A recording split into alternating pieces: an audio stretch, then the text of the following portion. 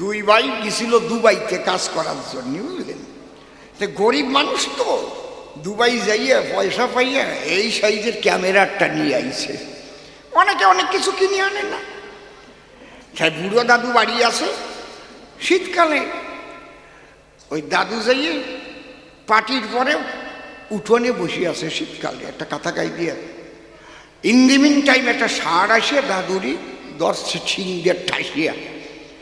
বড় ভাই ছোট ভাইকে কয় তাড়াতাড়ি ক্যামেরাটা নিয়ে আয়, এই ছবি আর পাওয়া যাবে না, এই রকম ছবি তুলে রাখ, অ্যাকশন অ্যাকশন। মানে ক্যামেরা দিয়ে দাদুরি গুতোচ্ছে, ষাঁড় না তাড়াইয়া দুই ভাই ছবি তুলতেছে। ওরও অবস্থা তাই। ওই মা হাসতে হাসতে মরিয়ে গেল। আমার কাছে বলুন তো, দেখবেন অনেকে পড়িয়ে যায়, পড়ে যেয়ে মাথা কাটিয়ে যায়, রক্ত বাইয়ে যায়।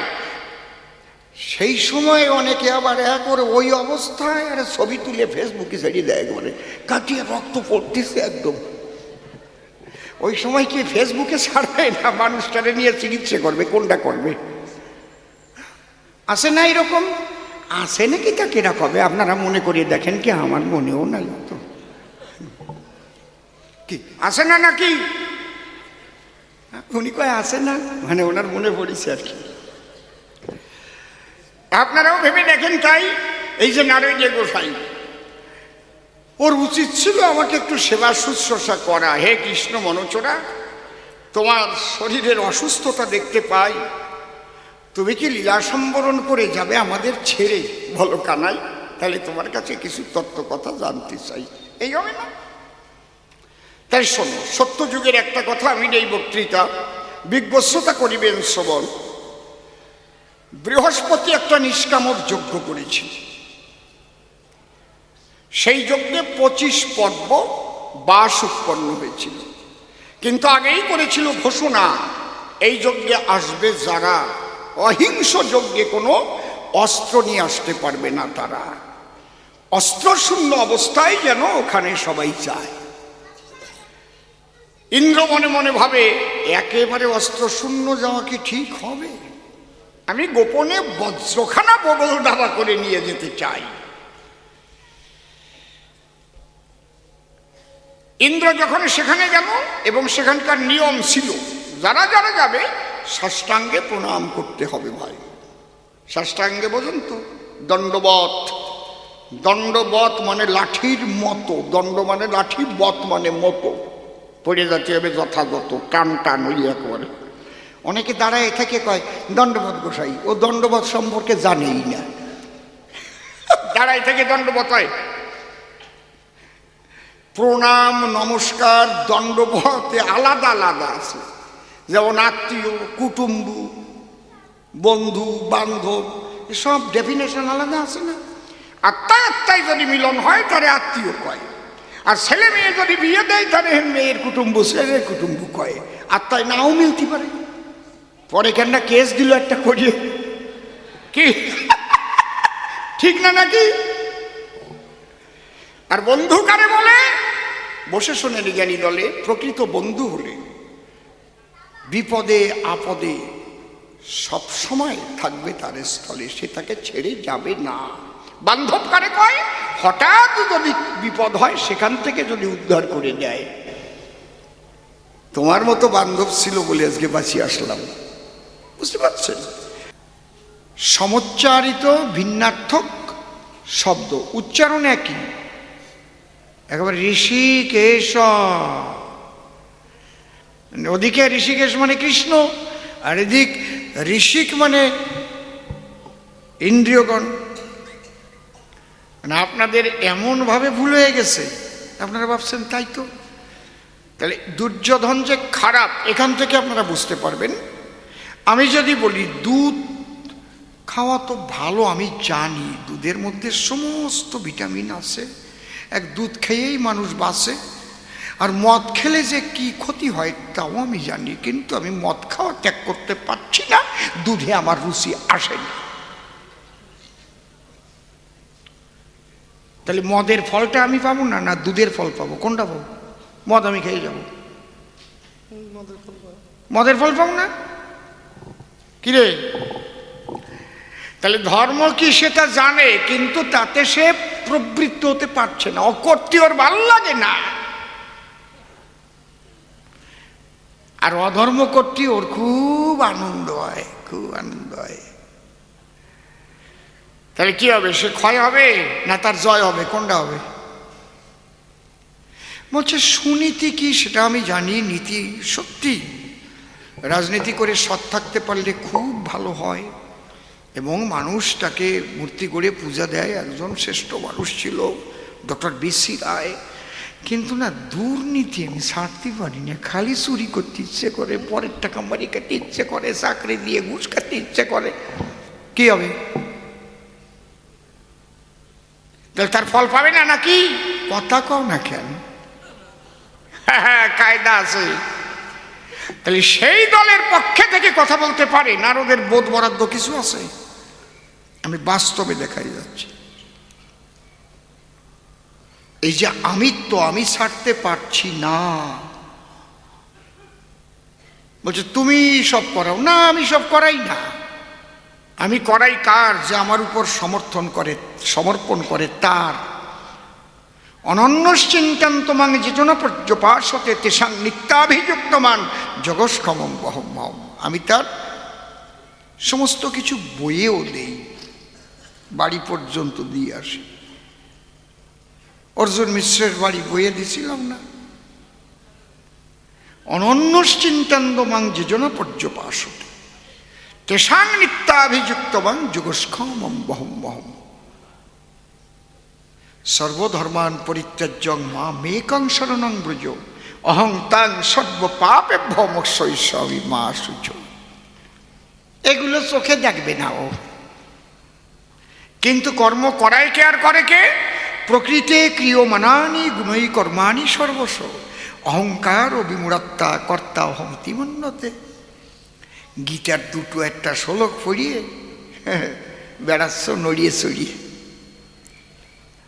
সমস্ত জায়গায় একটু পড়াশোনা দরকার। না, নারদ খুব ভালো, ওরে আমি একটা প্রণাম করি। কয় আমার ঈশ্বর বলবে না? তুমি মরিয়ে গেলি তোমার ঈশ্বর বলবে?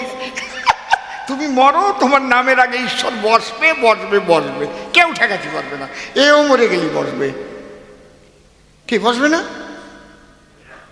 আমিও মরে গেলি বসবে। কিন্তু তোমাকে তো ভগবান নারদ বলা হয়, নারদ ভগবান বলে না?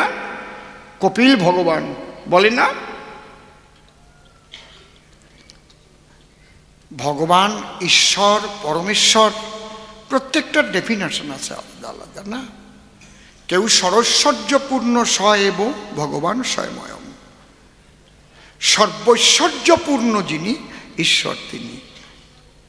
তাহলে প্রকৃতপক্ষে নারদ দুর্যোধনের পক্ষ সমর্থন করে কথা বলেছে, তাই তো? নারদের যে আলোচনা তাতে বোঝা যায় যুধিষ্ঠিরকে সমর্থন করছে না, তাই তো নাকি? এই জন্যেও ডিসকোয়ালিফাইড।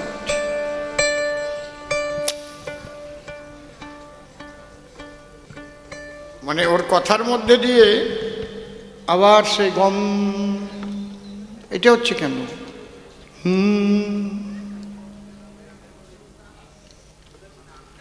ওর কথার মধ্যে দিয়ে এটাই প্রমাণ পায় যে যুধিষ্ঠিরের চাইতে দুর্যোধন অনেক ভালো মানুষ, তার এইভাবে ধ্বংস করা কৃষ্ণের উচিত নয়। এইটা নারদ বলছে। কে বলছে? নারদ। হ্যাঁ, নারদকে এই কথা বলতে পারে, প্রশ্ন করতে পারে। নারদ কি দুর্যোধনের পক্ষ সমর্থন করতে পারে? আপনারা কি বলেন? আসল জায়গায় আর একটু বাড়াও, ওই গম গমটা কমাও। কোন সুইচটাকে ডাকবে আমি তো বুঝি না।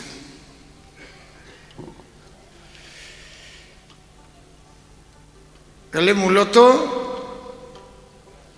দেখেন, একটা ব্যাপার আপনারা বোঝেন, একটা খুব ভালো কথা বলেছে যে দুর্যোধন বলছে ধর্ম কি তা আমি জানি, কিন্তু তাতে আমি প্রবৃত্তি হতে পারি না, আমার মন তাতে প্রবৃত্ত না। জানামি ধর্ম নচমে প্রবৃত্তি, জানাম্য ধর্ম নচমে নিবৃত্তি। তয়া ঋষিকেশ যথা নিযুক্তস্মি তথা করমি।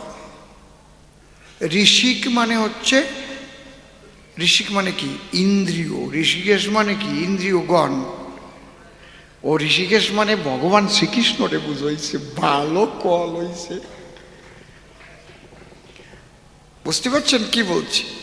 ব্যাখ্যা দিয়ে যক্ষা ধরাই রেখে গেছে। সন্ধব মানে লবণ, আবার সন্ধব মানে ঘোড়া। আপন মানে নিজ, আবার আপন মানে দোকানঘর। আপনে আপনজন রাখা কর্তব্য, মানে দোকানে নিজের জন রাখা উচিত। বুঝতে পারছেন?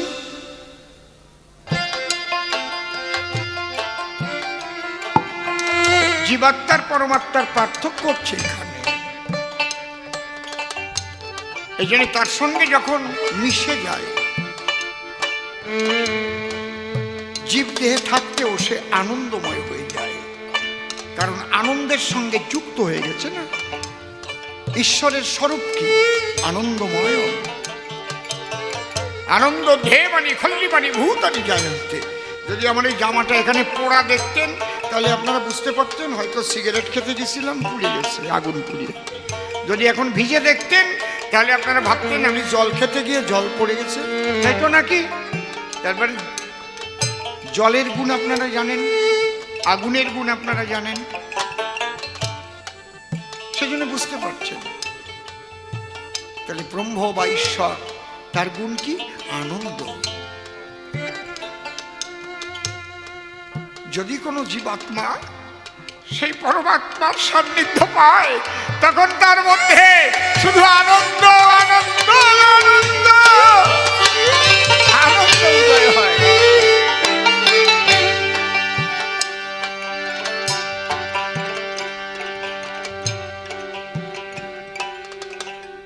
কিন্তু সে তো সাধনার দরকার, মুখ দিয়ে বললে তো হবে না। এই জন্য নারদ, তুমি বললে 5খানা গ্রাম চাইতে গিয়েছিলাম আমি, একবারও বললে না ওই বেটা কত অধরামি। আমি গেছি ভিখারি হয়ে। কেন গেছি? পাশা খেলার সময় চুক্তি ছিল যে যারা পাশা খেলায় হেরে যাবে তাদের 12 বছর বনবাস আর 1 বছর অজ্ঞাতবাস হবে। কিন্তু যদি তারা এই 13 বছর অতিবাহিত করে আবার আসতে পারে ফিরে, তাহলে রাজ্যের অর্ধেক তাদের দিতে হবে। শরিকানা, আটানা আটানা। বনবাস আর অজ্ঞাতবাস বোঝেন তো? বনবাস বনে বনে ঘুরবে, অজ্ঞাতবাস 1 বছর মানে কঠিন। কেউ চিনতে পারলে কিন্তু তাদের যে এই যে ভীম, এই যে অর্জুন, এই যে নকুল, এই যে সহদেব, এই যে যুধিষ্ঠির, তাহলে আবার 12 বছর বনবাস হবে। কি কঠিন! দুর্যোধন মনে মনে করেছিল ধারণা, কোনদিন আর পাণ্ডবরা ফিরে আসতেই পারে না।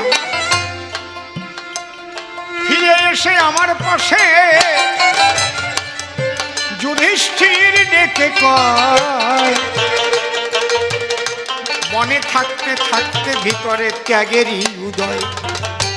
অর্ধেক রাজত্বের দরকার নাই কৃষ্ণ, আমরা 5টা ভাই, 5টা গ্রাম চাই। রাজ্য হলে রাজ্য উল্লেখ থাকতো, জেলা হলে জেলা উল্লেখ থাকতো। এখানে পরিষ্কার গ্রাম। ইন্দ্রপ্রস্থ, তিলপ্রস্থ, মাকুন্দ, বারুণাবত, দেহিমে চত্তারং গ্রামং পঞ্চমে হস্তিনাপুর। যেমন কলকাতা পশ্চিমবঙ্গের রাজধানী, কিন্তু কলকাতা গ্রাম আছে তিনখানি। তিনটে গ্রাম নিয়ে কলকাতা, সমগ্র কলকাতাটা গঠিত। কি কি বলতে পারেন? গোবিন্দপুর, সুতানটি আর কলিকাতা, তিনটি গ্রাম একত্তরে রাজধানী কলকাতা হয়।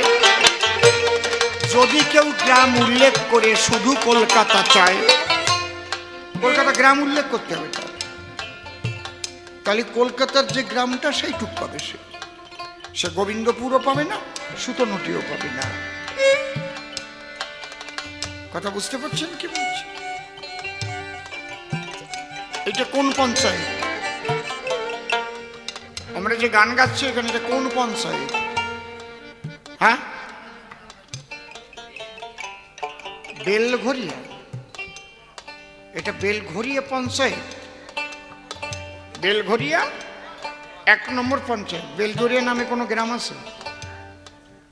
বেলঘরিয়া নামে কোনো গ্রাম আছে তো?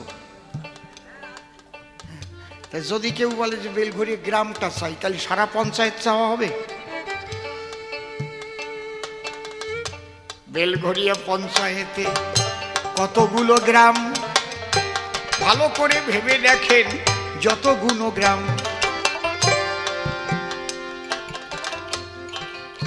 যদি কেউ উল্লেখ করে চায় যে আমাকে বেলঘরিয়া গ্রামটা দিন, তাহলে কি পুরো পঞ্চায়েত চাওয়া হবে? 1 নম্বর পঞ্চায়েত। বলদের মতো কয় ডাকি, জেলা রাজ্য চাইছে এক একটা। বোধ না থাকলে তার সাথে তো কথা কইয়ে সুখ পাওয়া যায় না। এ তো এইরকম ছিল না, হলো কবে? হ্যাঁ,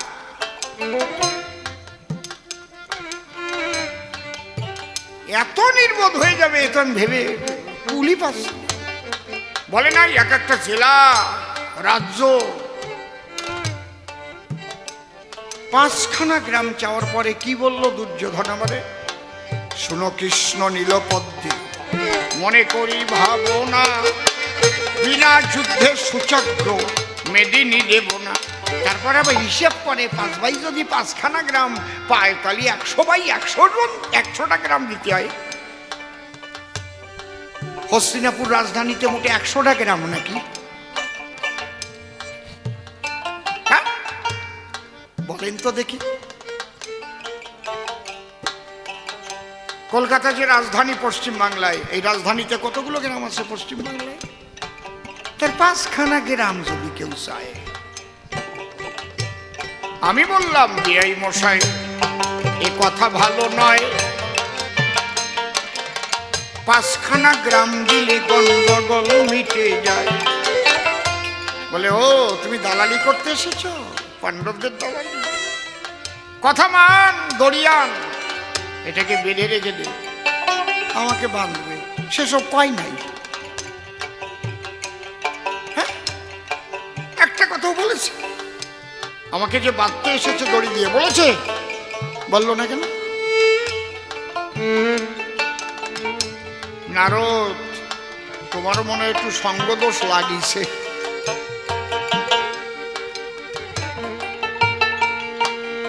তোমার সঙ্গদোষ লাগিয়েছে।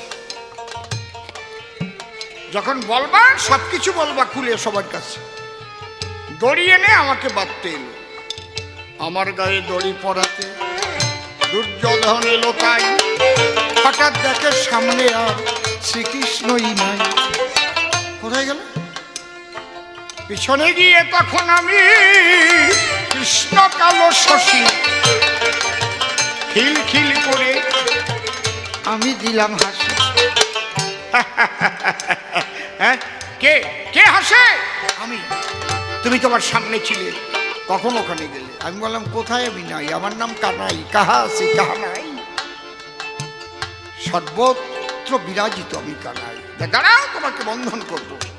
এইবার আবার বাঁধতে এলো, দেখিবারে পারে কৃষ্ণমূর্তি চক্রের মতো চারিধারে ঘুরে। যে কৃষ্ণকে দড়ি দিয়ে বাঁধিবারে যায়, ওই কৃষ্ণ মেশে গিয়ে আর এক কৃষ্ণের গায়ে। তখন আমি বলে এলাম, বেয়াই মশাই নাচতে নাচতে নৈবেদ্যের পরে উঠে গেছে, আর রেহাই পাবা না। আমি এসেছিলাম যাতে ধ্বংসাত্মক যুদ্ধটাকে বন্ধ করে গন্ডগোলটা মিটে যায় তোমাদের ভিতরে। 5খানা গ্রাম দিলেই মিটে যায়। সর্বগ্রাসী হলে তুমি তোমার স্বভাবেরই দোষে, কে রক্ষা করবে তোমায়? মরবে এবার পিছে, আর রক্ষা করার কেউ থাকলো না। এই দুর্যোধন কতটা অত্যাচারী হলে তার নিজের মাতুল বংশ ধ্বংস করেছে। 99 জন মামা আর নিজের দাদু ভাই সব কয়টাকে মেরে ফেলেছে, একটাও বাঁচায় নাই। একজন মাত্র বেঁচে ছিল তো,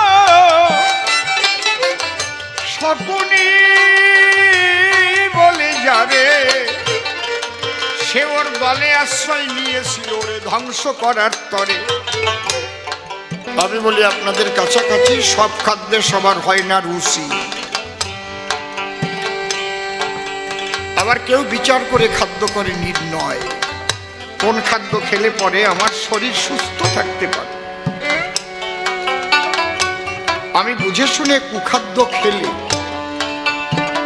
আমার শরীর অসুস্থ হলে দোষ কি ডাক্তারবাবু?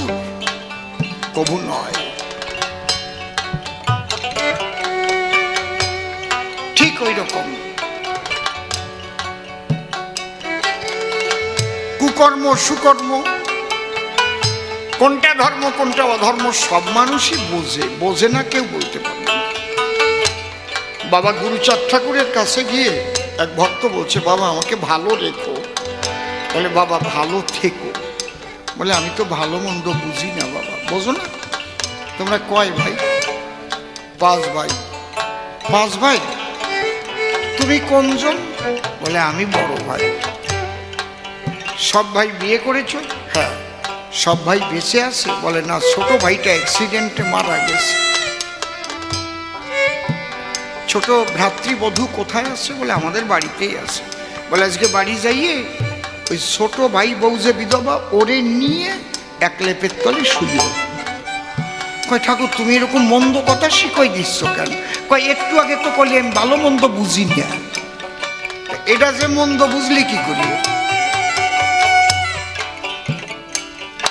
তুই তো বুঝে শুনেই খারাপ কাজ করিস, তোরে ভালো রাখবে কিনা?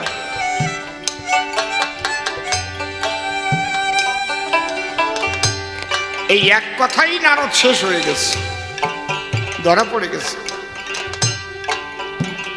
যেভাবে যে ডুব দিয়েছে সেই সেভাবে তত্ত্ব জানে, যেভাবে যে ডুব দিয়েছে সেই সেভাবে তত্ত্ব জানে। গভীর রাতে গগনেতে উঠিলে তারা,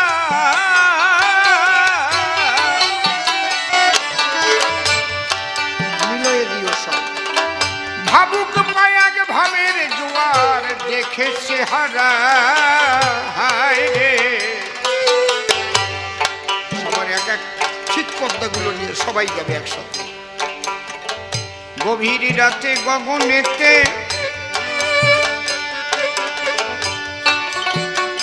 গগনেতে উঠিলে তারা,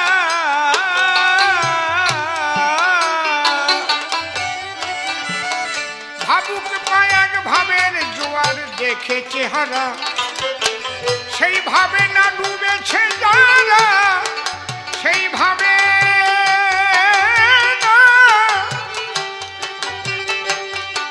উপরের কাজ ছিল না, সেইভাবে না ডুবেছে যারা, বুঝবে কি সেই তারার মানে, সেই সেভাবে তত্ত্ব জানে। যেভাবে ডুবে দিয়েছে সেই সেভাবে তত্ত্ব জানে।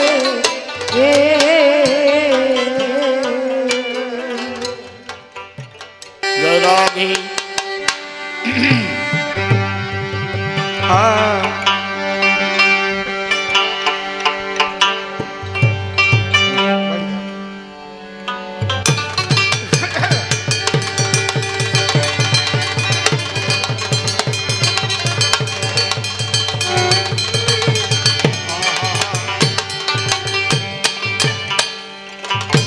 কিন্তু আমি আশা করি নাই তুমি দুর্যোধনের পক্ষ সমর্থন করে কথা বলবা, এটা আমার আশা ঠিক। নারদ তুমি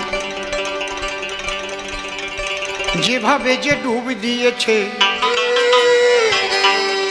সেই সেভাবে তত্ত্ব জানে,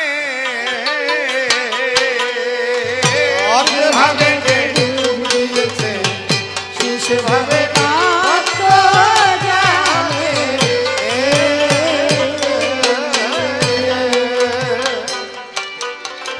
তাকি বলে কয়ে বুঝানো যায় ভাই রে, না বুঝলে তারা তো জানে সেই সেভাবে যেভাবে যে ডুব দিয়েছে সেই সেভাবে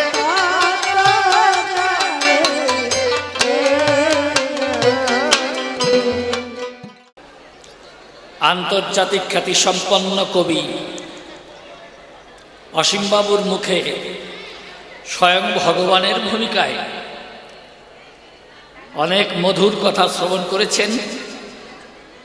নিশ্চয়ই আপনাদের ভালো লেগেছে, আমারও ভালো লেগেছে। তবে আমি স্বীকার করলে তার কবিগান হবে না, এই জন্যে খুলে বলি সভা সম্প্রতি কবিগানটা হলো দান্দিক পদ্ধতি। দ্বন্দ্বযুদ্ধে হয়ে ব্রতী করতে হয় বিরুদ্ধ আচরণ। এই জন্যে যদিও দিয়েছেন সুন্দর জবাব, এখন ওই জবাবে আমাকে ধরতে হবে অভাব। এটা কবিওয়ালাদের 14 গোষ্ঠীর জন্মগত জাত স্বভাব, আমাকেও করতে হবে তেমন। আমি নারদমুনির ভূমিকা ধরে প্রথম এসে আসরে যেভাবে 3খানি প্রশ্ন গোবিন্দের গোচরে আমি করেছিলাম নিবেদন, আমার গোবিন্দ এসে সভা পরে সুন্দরভাবে জবাব দিয়ে গেছেন আসরে। আমার প্রথম প্রশ্নখানি কি ছিল আপনারা করেছেন শ্রবণ। ওমা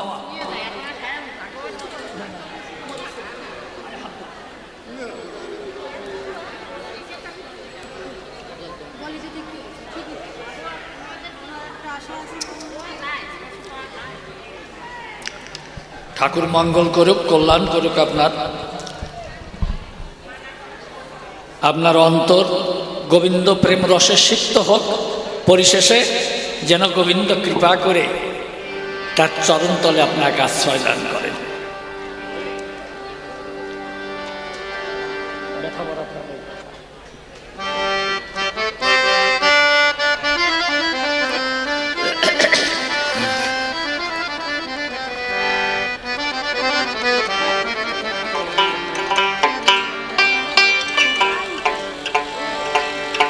আসরে তো টাক পড়ে গেল। আমার ব্যথা ভরা প্রাণের কথা কেউ না শোনে যদি,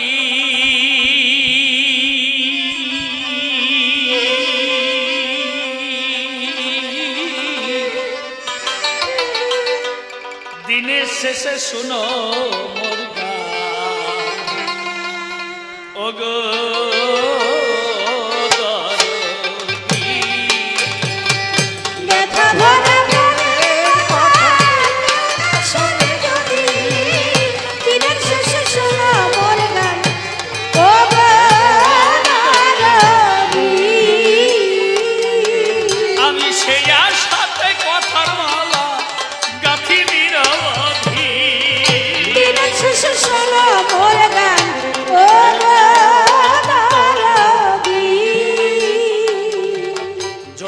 অনাদরে কবু কাঁদি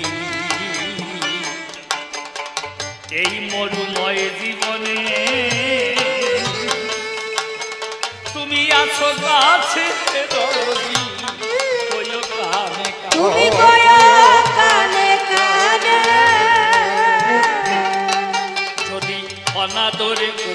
দিব আমার মরুময় জীবনে তুমি আসো কাছে জগতি কইও কানে কানে কানে কানে আমায় সারস করো করুণানে হে সারস করো করুণানে হে করুণানে দিনের শেষে শোনো মোর গান ও গো নারদী। আমার প্রশ্ন ছিল কি আমি বলেছিলাম হে গোবিন্দ এই যে বিনা যন্ত্র করে ধরি বলো দেখি দয়াল হরি আমি দাঁড়ে দাঁড়ে যে তোমার নামে ভিক্ষা করে ফিরি যেভাবে করি বিচরণ এই জন্যে আমার হাতে থাকে যন্ত্র বিনা আমি গাই না কৃষ্ণ নাম মন্ত্র বিনা আমার আজীবনের সাধনা তোমার ওই যুগল চরণ।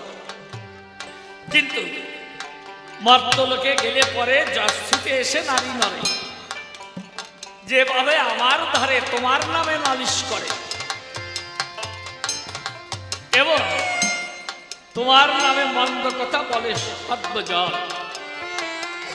বলো দেখি হে প্রাণের গোবিন্দ লোকে যদি তোমায় বলে মন্দ তাহলে আমি সহ্য করি করিয়া কেমন বলে কিরকম শাস্ত্রে বললো না যায়তে মৃয়তে বিপস্থিতে নায়ঙ্কতাস্তি না বহুব কষ্টিত ঈশ্বর হলো জরামরার অতি অজর অমর অব্যয় অক্ষয় চির শাশ্বত সনাতন আর তুমি কৃষ্ণ নটবরে জন্ম নিয়ে দেবকীর উদরে আর জরাব্যাধের সরাঘাতে পড়ে এই নিমতলাতে হয়েছে পতন তাতে ডাক দিয়ে বলে কানাই আমার তো কোনো জরা মরা নাই বলে আমার জন্ম মৃত্যু নাই কখন এ ডাহা মিথ্যে কথা না আপনারা বলুন দেখি বলে নারদ খুলে বলি তোমার পাশে মা বাবার জৈবিক উচ্ছ্বাসে যখন হয় মিলন তাহলে এই পুরুষের পৃথিবী সত্তা পরে ধরে তাই তো নারীর অভাবিতে অভাবের সঙ্গে যখন হয় মিলন কি দেব পরিচয় আমার বেলায় তো সেরকম নয় কোন নারী পুরুষ আমাকে জন্ম দিতে পারে না কখন তাই নাকি ডেকে বললো সভাপতি যে এই জন্য আমি ঈশ্বর ঈশ্বরের জন্ম মরণ নাই কখন তাহলে আমি কি এই আমার প্রথম প্রশ্ন তোমার কাছে করলাম নিবেদন তোমার কাছে প্রশ্ন রাখি বাবা আমি কি আমারও ওইভাবে কোনো জন্ম হয় নাই কখন আমি জানাই আপনাদিকের সন্নিধানে আমি জগতে আসি নাই নারী পুরুষের মিলনে কি বাবা এসেছি শুধু আমি একা না আমার 14 ভাই দেখেছেন সনক সনাতন সনদ তাই তো এই যে যারা 14 ভাই খুলে বলি আপনাদিকের ধারে তাহলে ব্রহ্মার ঐশী শক্তিতে আমরা এসেছে বিশ্ব চরাচরে আমাদের কোনো মা বাবাই জন্ম দেয় নাই দিয়েছে নাকি না ব্রহ্মা প্রজাপত্যার যজ্ঞ করে খুলে বলি আপনাদিকের গোচরে আমাদের 14 জনকে সৃষ্টি করে তাহলে নারী পুরুষের মিলনে কেউ না আসে চরাচরে তাহলে সেই ঈশ্বর তা এই জন্য আমি তোমার কাছে প্রশ্ন রাখি তারা তাহলে আমরা 14 ভাই আমরা মানুষ না ঈশ্বর না ভগবান কি বাবা আমাদেরও তো আমরাও তো অজর অমর নাকি আমরাও মরি নাই কখন চারিযুগের অমর খুলে বলি আপনাদিকে গোচরে তাহলে আমাকে কি বলবে মানুষে আমার ঠাকুর যেন বলে দয়া করে বাবা ঠিক করেছে আরো কত আগে ছেড়ে দেওয়া দরকার ছিল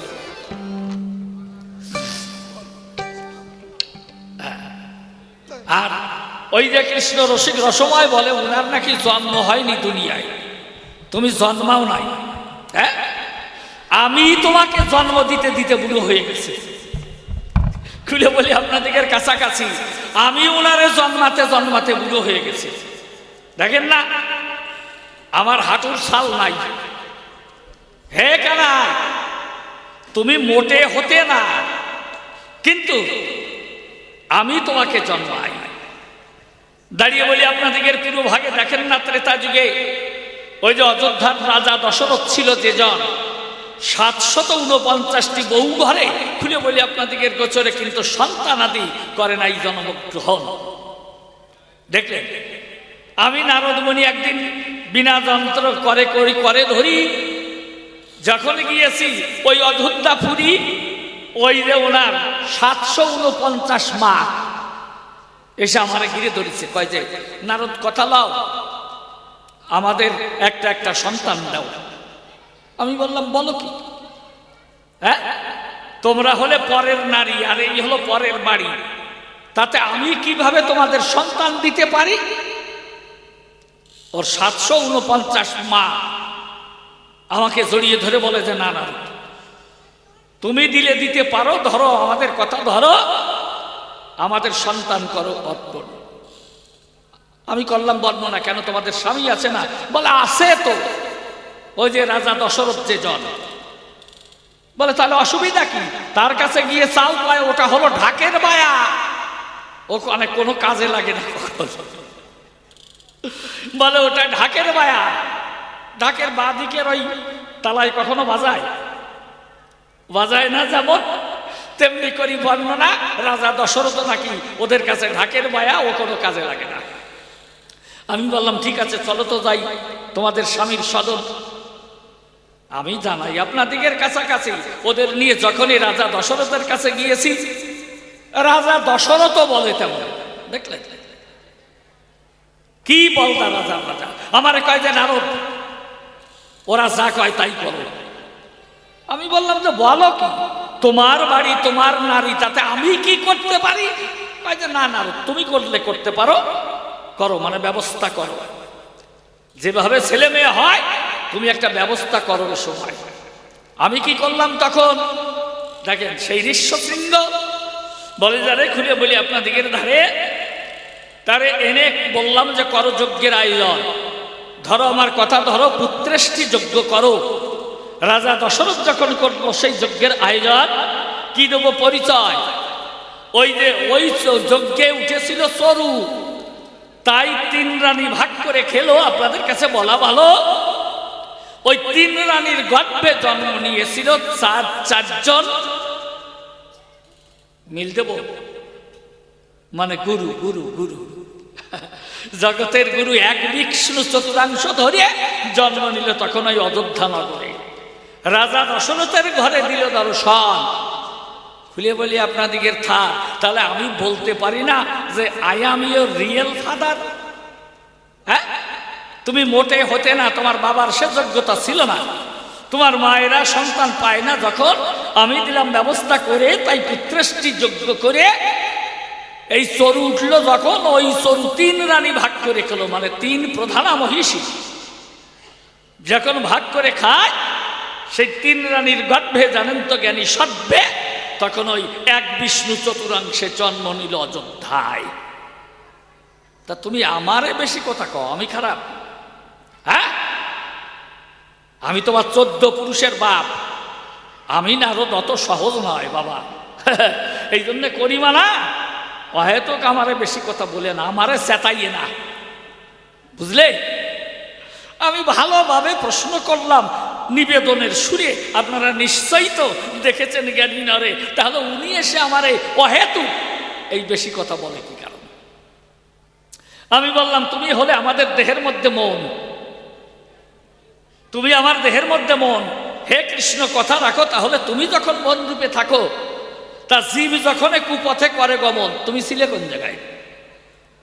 এই জীবগণে যখন কুকর্ম করে, তুমি তো বললে যে সুপথে যারা করে পরিচালনা, তা এই জীব যখন কুকর্ম করে, তুমি বলো দেখি আমার ধারে, তুমি মন রূপে থাকে ভিতরে, তা যখন জীব যায় কুপথ ধরে, তুমি থাকো কোথায় সে সময়?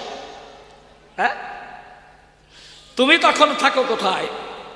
তাহলে মন থাকতে ভিতরে জীব কি কুকর্ম করতে পারে? তুমি না সর্বশক্তিমান এই বিশ্ববসুধায়, তোমার সর্বশক্তিমানত্বকে খর্ব করে বলো দেখি আমার গোচরে এই জীব কিভাবে তোমাকে ছেড়ে ওই কুপথে দেয়। বাবা তুমি আমার কথা নিও, একটু ভালো করে বুঝাইয়ে দিও যে জীব কোন শক্তির ফলে যায় অন্য রাস্তায়। তুমি নিজেই তো বলে গেলে ঈশ্বর সর্বভূতানাং হৃদ্দেশর্জুন তিষ্ঠতি ব্রহ্মাণ সর্বভূতানি যন্ত্র রুরানি মায়া। হে অর্জুন, আমি থাকি কোথায়? আমি তোমার হৃদ্দেশে থাকি। আমি কৃষ্ণ কমলাক্ষী, আমি সর্বভূতে করি বিচরণ। ঈশ্বর সর্বভূতানাং, দেখেছেন সর্বভূতেই আমি থাকি, তবে বিশেষ রূপে তোমার এই দেহের মধ্যে মন রূপে নেই আসন, তাই তো? তা কিভাবে থাকি? ভ্রমায়ণ সর্বভূতানি যন্ত্র রুহানি মায়া। আমি কিভাবে করি বিচরণ? যেমন এই যন্ত্রী বিহনে যন্ত্র বাজে না। এই যে একটু আগে ওই হারমোনিয়াম বাজছিল, তাই না? এই ঢোল বাজছিল, এখন তারা এখানে নাই, সেই যন্ত্রী নাই, এই জন্য বাজে না ভাই, তাই তো? তাহলে আর কি বললেন? যে যন্ত্র রুহানি মায়া। আমি কি করি?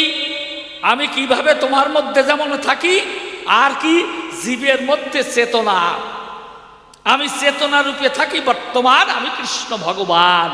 তাহলে চেতনা রূপে তুমি যদি এই জীব দেহে আসন, তাহলে তোমার চেতনাকে খর্ব করে একটু বলে যাবে আজ আসরে যে কি করে জীব তোমার চেতনা নষ্ট করে সে অচেতন হয়, কখন কি করে কুপথে যায়, একটু ভালো করে দিও পরিচয়। আর এই মন থাকতে জীবের কি করে হয় মরণ? বাবা মন থাকতে কি করে মরবে? তাহলে তুমি সাথে মরবে না? বাবাজিরা বলুন তো, ভগবান সাথে মরবে না? আপনারা করে দেখেন বিবেচনা, ভগবান যদি মন রূপে এই দেহের হয়, তাহলে এই দেহ যদি মরে, খুলে বলে আপনাদের ধারে, তাহলে মন যায় কোথাকারে? মন যায় কোথায়? মন সহ মরবে না? বলে দেখো না, জীবের মতো স্বাভাবিক দেহ আমার না। তা জীবের মতো স্বাভাবিক দেহ যদি না হয়, কি দেবো পরিচয়? কেননা আত্মা রূপে তো তুমি থাকো এই দেহের গায়ে, তাই তো? আত্মা আর হলো পরমাত্মা, এই হলো ভগবানের বার্তা, তাই তো? ভগবান বলল যে এই দেহে আত্মা আর পরমাত্মা, এই আত্মা আর পরমাত্মার মধ্যে কি সম্পর্ক বিরাজ করে? তুমি একটু খুলে বলে আজ আমারে, আর কি করে এই দেহের ভিতরে করে বিচরণ, কিভাবে বা আত্মা থাকে, আজ একটু ভালোভাবে বুঝাই বলবে আমাকে। আর পরমাত্মা সেই বা কজন? আত্মাকে আর পরমাত্মাই বাকে। আমার তো মনে হয় যে তুমি একজন, হ্যাঁ? কেননা গীতার মধ্যে বলেছে না, শ্যামল বংশীধারী আমি আত্মা হতে আত্মা সৃষ্টি করি। কি বাবা, এই তো আমার গোবিন্দের বচন। তাহলে সেটা কি করে আলাদা হয়, একটু ভালো করে বুঝাবে আমায়। কি করে ঘটবে আত্মা এবং পরমাত্মার মিলন? এক জিনিস হলে পরে তাহলে তো আর মিলন হয় না চরাচরে। তা কি করে হবে আত্মা এবং পরমাত্মার মিলন? তুমি আমার কথা নিও, একটু ভালো করে বুঝাইয়ে দিও। এই হলো আমার দ্বিতীয় নিবেদন। খুলে বলি আপনাদের কাছে, যদিও লোকজন কম হয়ে গেছে, তবুও তো শীতও তো আছে কম, নাকি? আপনাদের কাছে করি বর্ণ, আজকে তো আর শীত তেমন বেশি না। যাক, ধৈর্য ধরে থাকবেন সর্বজাত। তাহলে এইবার ভেবে দেখেন যে আমি আর একটা প্রশ্ন করেছিলাম যে এই ভারতের নারী নরে তোমাকে এক পক্ষে দর্শন করে, তুমি এই পক্ষপাত দোষে দুষ্ট হলে কি কারণ? তাই না? তুমি কৃষ্ণ কমলাক্ষ, তুমি হলেন নিরপেক্ষ, তোমার তো আর পক্ষাপক্ষ নাই। কিন্তু কুরুক্ষেত্র সমরে তুমি নিজে সারথ্য গ্রহণ করে অর্জুনের রথে চড়ে ও রথরজ্জ ধারণ করে ওই কুরুক্ষেত্রে কেন নিয়েছিলে ঠাই? আমার কাছে বলবে খুলে, তুমি কৃষ্ণ জগৎপতি, তুমি হলে এই দেহরথের রথী, দেহরথের সারথী, তাই তো? তাই ওই কাষ্ঠের রথে গেলে কি কারণ বলো তো? হ্যাঁ, যার কোনো বন্ধন নাই, আপনারা বুঝে নিবেন আমার কথার মর্ম, যাকে কেউ ধরতে পারে না, মারতে পারে না, তাই তো নৈনং ছিন্দন্তি শস্ত্রাণি নৈনং দহতি পাবক ন চৈনং ক্রদান্তপ ন শোষয়তু মারুত।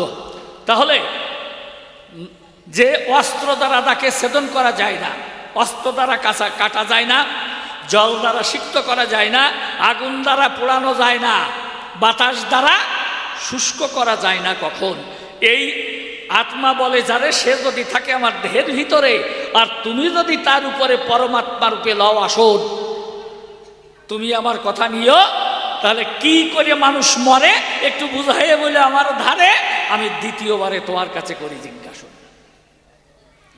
তাহলে তো মানুষও মরে না নাকি? মানুষ কি মরে? তাহলে মানুষও তো মরে না কখন।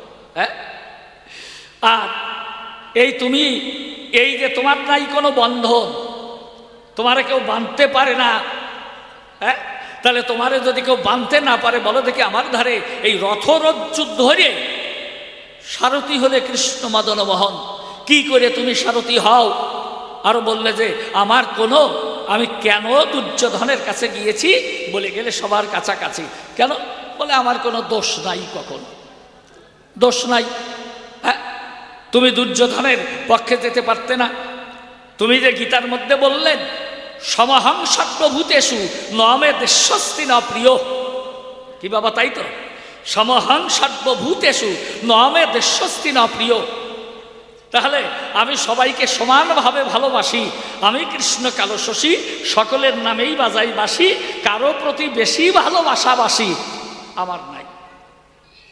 হ্যাঁ, কেউ আমার তেমন প্রিয় নয়। আচ্ছা, কেউ যদি তেমন প্রিয় না হয়, তাহলে অর্জুন তোমার ভগ্নিপতি হলো কোন কায়দায়? আর তুমি কেন ওই ভগ্নিপতির পক্ষ করলে সমর্থন?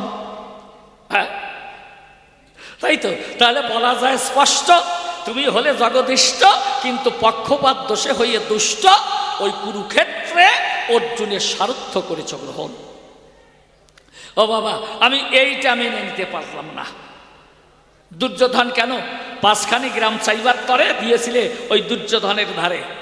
দুর্যোধন পাদ্য অর্ঘ দিয়ে তোমারে বসতে দিয়েছিল রত্ন সিংহাসন। সিংহাসনে বসে খুঁড়ে বলে আপনাদের পাশে ওই যে কৃষ্ণ ঋষিকেশে অর্জুন 5খানা গ্রাম চাইল, তখন দেখেন মানে ভগবান খুলে বলি সবার সন্নিধান শ্রীকৃষ্ণ, দুর্যোধনের সদর কি দেবো পরিচয়, তখন 5খানা গ্রাম চাই। বলে পাণ্ডবরা 5 ভাই, 5 ভাইয়ের জন্যে এই 5খানা গ্রাম করো অর্পণ। তখন কি বলেছিল? তখন দুর্যোধন বললে যে তুমি 5 ভাইয়ের জন্য যদি 5খানা গ্রাম চাও, ওহে কৃষ্ণ শ্যামরাও, আর আমরা 100 ভাই, আগে 100খানা গ্রাম করো অর্পণ। এক একটা গ্রাম মানে এক একটা জেলা, জেলাও না মানে রাজ্য। তাহলে সেখানে 5টি রাজ্য 5 ভাইকে দিলে পরে আর 100 ভাই থাকে পড়ে, তা যাবে কোন জায়গায়? তারা যাবে কোথায়? হ্যাঁ, এই জন্য দুর্যোধন বলল যে শোনো কৃষ্ণ কেলে শোনা, বিনা যুদ্ধে শোনো কৃষ্ণ নীলপদ্মে আমি সুচাগ্র ভূমিও দান করব না। তবে একটা কথা শোনো, বলে কি?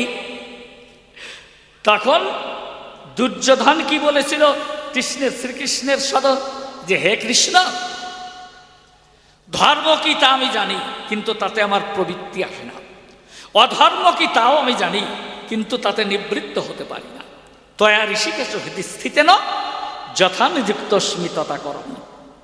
দেখলেন, হে কৃষ্ণ, জানামি ধর্ম ন চমে প্রবৃত্তি, আর জানাম্য ধর্ম ন চমে নিবৃত্তি।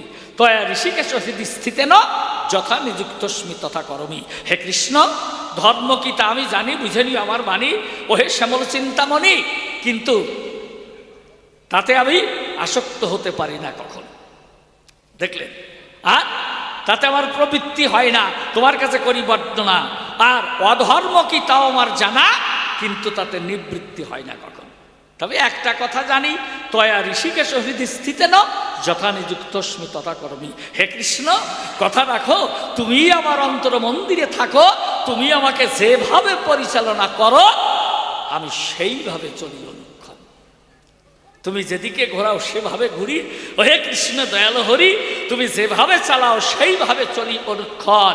আপনারা আমার কাছে বলুন দেখি, এর চাইয়ে আত্মসমর্পণ আর পৃথিবীতে আছে নাকি? তোমার পঞ্চপাণ্ডব কখনো এই রকম করেছে আত্মসমর্পণ? না। এই পঞ্চপাণ্ডব কিন্তু তোমাকে সেভাবে আত্মসমর্পণ করে নাই, চিনতেই পারে নাই। দেখলেন, চিনতেই পারে নাই। অর্জুনের রথের পরে কে যে বিরাজ করে, কে যে পরিচালনা করে, তা ওরা জানে না কখন। শ্রীকৃষ্ণ যে কি, আপনারা আমার কাছে বলুন দেখি, পঞ্চ পাণ্ডব কি চিনেছিল কখন? শ্রীকৃষ্ণকে চেনে? খুলে বলি আপনাদের সন্নিধানে। তাহলে যে সারথ্য করেছে গ্রহণ, যে তাদের দলে থাকে, খুলে বলি আপনাদের বাকে, তারা যদি না চেনে তাকে, তাদের ভজনটা কেমন? তাদের ভজনটা কেমন? চেনে নাই। হ্যাঁ, বলে দেখেন না, সবাই আশীর্বাদ করে, জয়স্তু পাণ্ডুপুত্রানাং যস্মিন পক্ষে জনার্দন। সে তো তাদের ভাবে তারা করেছে। কিন্তু হে ভগবান, বলো দেখি আমার সন্নিধান, তুমি রক্ষা করো নাকি ভক্তের প্রাণ? কিন্তু কই, এই দুর্যোধনের পক্ষে ছিল না কোনো জন? এই যে ভীষ্ম, দ্রোণ, কৃপাচার্য, তাই তো বাবা, কর্ণ, বিকর্ণ, এরা ছিল না? এরা সাধু নয়? বাবা বলুন দেখি আমায়, এই রকম ওদের মতো এই সাধনা কয়জন করেছে ওই পাণ্ডবের আলয়? যেজন ভীষ্ম ছিল আপনাদের কাছে বলা ভালো, এত বড় কর্তব্যবীর, কর্তব্যরত, যে এমনি ভাবে প্রতিজ্ঞা করে, খুলে বলি আপনাদের গোচরে, এই দেবব্রত থেকে ভীষ্ম নাম করেছিল ধারণ। এত ভীষণ প্রতিজ্ঞা করে যিনি এ বিশ্ব চরাচরে ভীষ্ম নাম করলেন ধারণ, তা ও বাবা, তুমি তো তারে রক্ষা করো নাই। হ্যাঁ, রক্ষা করেছে না? যে এত বড় প্রতিজ্ঞা করে যে জীবনে বিবাহ করবে না কখন, তারপর এই সিংহাসনে যে আসবে, এই সিংহাসনে যে বসবে, আমি তার দাসত্ব স্বীকার করে তাকে রক্ষা করব সারা জীবন।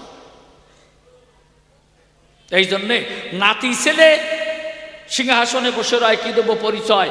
আর ভীষ্ম কিন্তু পাহারাদার হিসাবে পাহারা দেয় তারে করতে রক্ষণ। খুলে বলি আপনাদের ধারে এমন ভীষণ প্রতিজ্ঞা করে যে এইভাবে করেছে জীবনযাপন, তার মতো ভক্ত হয় নাকি? আপনারা আমাকে বলুন দেখি, রামচন্দ্র ভগবান পৃথিবী সত্য করেছিল পালন, আর এই যে ভীষ্মদের তার চেয়েও কঠিন প্রতিজ্ঞা করে যে সত্য পালন করেছ এ বিশ্ব চরাচরে, তার মতো ভক্ত হয় কোনো জন? তারে মারে। হ্যাঁ, কর্ণ একজন, এই যে কর্ণবীর ছিল যে জন, এমনকি এই দুর্যোধনের যে চরিত্র অতীব পবিত্র। ওই অনেক সময় দেখা যায় কি, যে যেমন অনেক মানুষের চরিত্র সম্পর্কে, খুলে বলি আপনাদের বাকে, ওই সে তার চরিত্র একরকম আর ইতিহাস বর্ণনা করে আর একরকম। কি বাবা, ঠিক না? এই দুর্যোধন হলো তেমন। আগে তো একটা বলেইছি যে এই দুর্যোধন বলল কি, যে ধর্ম কি তা জানি, তাতে আমার প্রবৃত্তি আসে না, অধর্ম কি তাও আমি জানি, কিন্তু তাতে নিবৃত্ত হতে পারি না। তবে একটা কথা আমি জানি, যে তয়া ঋষিকেশ স্থিতেন যথানুযুক্তস্মি তথা করমি। হে কৃষ্ণ, তুমি আমার ভিতরে থেকে যা করাও, আমাকে যাতে নিযুক্ত করো, আমি তাই করি অনুক্ষণ। এত বড় আত্মসমর্পণ, খুলে বলি আপনাদের ঠাই জগতে অন্য কেউ করে নাই। সে ভক্ত নয়? হ্যাঁ, সে কি ভক্ত নয়? আবার এই দুর্যোধন দেখেন, যুদ্ধ হবে আরম্ভ হন, যুদ্ধ হলো আরম্ভ হন যেদিন এই পক্ষের সেনাপতি নাই। দেখেছেন, নিজের ছোট্ট ছেলে বসে বাবার কোলে, ওদিকে অভিমন্যু যুদ্ধক্ষেত্রে দিয়েছে দর্শন। অভিমন্যু পাণ্ডব পক্ষের সেনাপতি হয়ে অসময়ে তখন যুদ্ধক্ষেত্রে গিয়ে যখনই ডাক দিয়েছে, রণভেরি বেজে উঠেছে, খুলে বলি আপনাদের কাছে, এর আগে কিন্তু বীর ওই যুদ্ধক্ষেত্রে আসেনি কোনো জন। যখন বীরশূন্য যুদ্ধক্ষেত্র ছিল, এই দুর্যোধন ডাক দিয়ে দুঃশাসনকে বলতে লাগলো, দুঃশাসন ভাই আয়, কাছে আয়, যা তাড়াতাড়ি ছুটে গিয়ে পাণ্ডব শিবিরে গিয়ে উপনীত হয়ে দেখে আয় তারা আছে কেমন। এত বড় ভালো মানুষ হয়? হ্যাঁ, দুঃশাসনকে বলছে, দুঃশাসন ভাই যা তাড়াতাড়ি গিয়ে দেখে আয় ওরা কেমন আছে, ওরা তো কেউ অসুস্থ না তো, বা কোনো বিপদ হয়নি তো।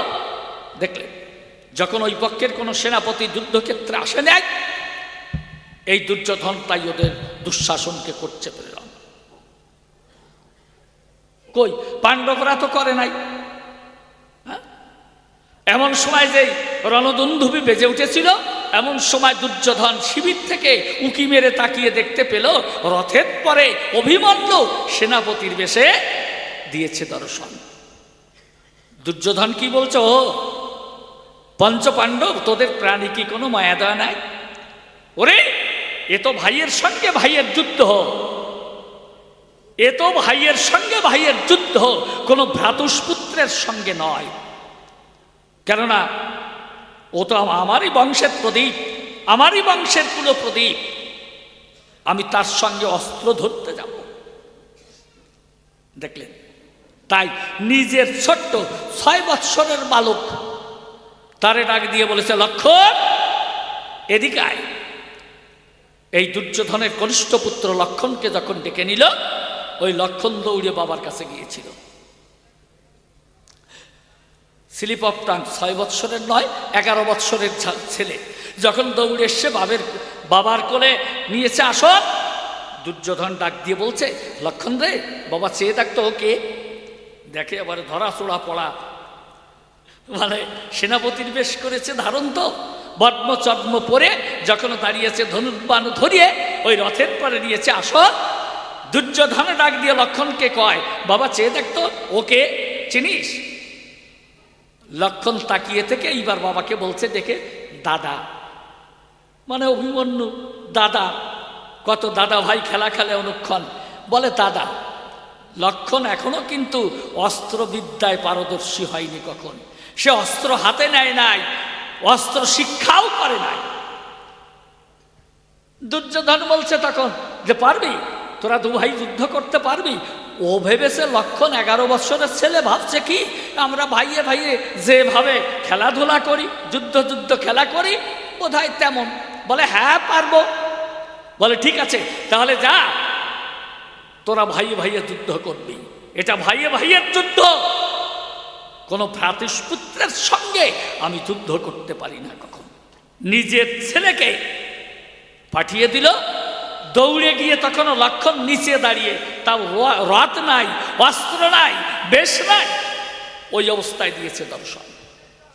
ডাক দিয়েছে দাদা, যেই ডাক দিয়েছে দাদা, অভিমন্যু পিছন ফিরে তাকিয়ে দেখে লক্ষণ লাভ দিয়ে তখন রথ থেকে নেমে এলো, ধনুর্বাণ ফেলে দিয়ে লক্ষণকে এসে বুকে জড়িয়ে ধরেছিল।